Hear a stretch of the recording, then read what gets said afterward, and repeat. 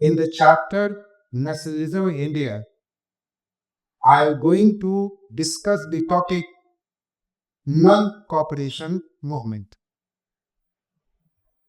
Why non-cooperation? Question is, क्यों असहयोग आंदोलन? Non-cooperation movement was started because Gandhi ji in the Hind Swaraj, he has pointed out that the British rule survived in India with the help of the Indians.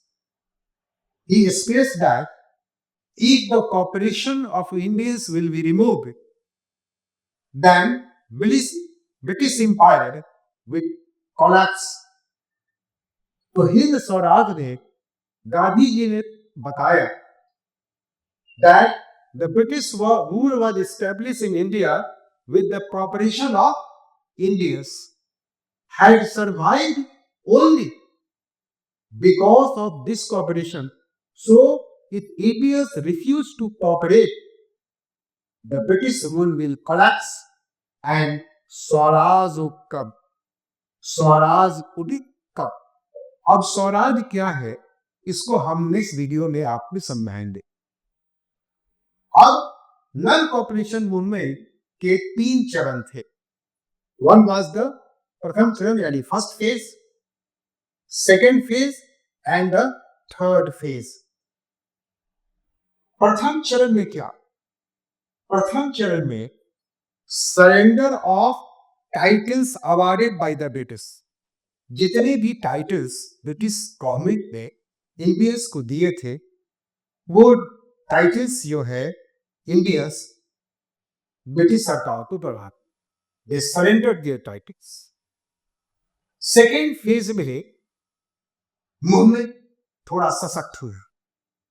क्यों सशक्त हुआ?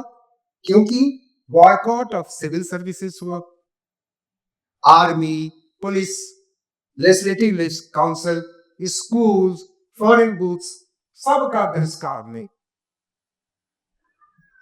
Naturally, the movement became very powerful. Movement became very enhancement was there in the movement.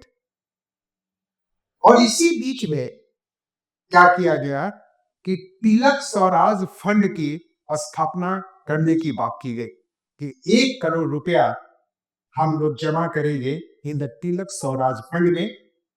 1 crore में 1 करोड़ जो होंगे वो कांग्रेस की members बनेंगे और 20 लाख चरखा विल बी स्टॉप। ये सारी बातें भी इस दौरान में हुई। क्या क्या हुआ? Tilak Swaraj fund will be created with 1 crore membership of Congress and 20 lakh charkhas will be stop. अब तृतीय चरण में भी ये बातें हुई कि मूवमेंट और सशक्त हुआ और उन्होंने कहा कि अगर डिप्रेशन किया गया बाय द ब्रिटिश सरकार के द्वारा, अगर उसको डाला दबाया गया तो अब हम लोग सिविल डिसोबीडियंस है। सिविल डिसोबीडियंस समझने की कोशिश कीजिए कि ये सामान्य अवज्ञा आंदोलन है। They will be against the law, कानून तोड़े। तो इस तरह से नन कॉपरेशन मूवमेंट 3 चरणों में हम पा सकते हैं। अब आते हैं कि इन द कांग्रेस सेशन हुआ नागपुर में दिसंबर 1920 में, और दिसंबर 20 में जो कांग्रेस सेशन हुआ उसमें क्या हुआ कि एक compromise worked out among the members of the Congress. Congress के सदस्यों में एक समझौता। कैसा समझौता?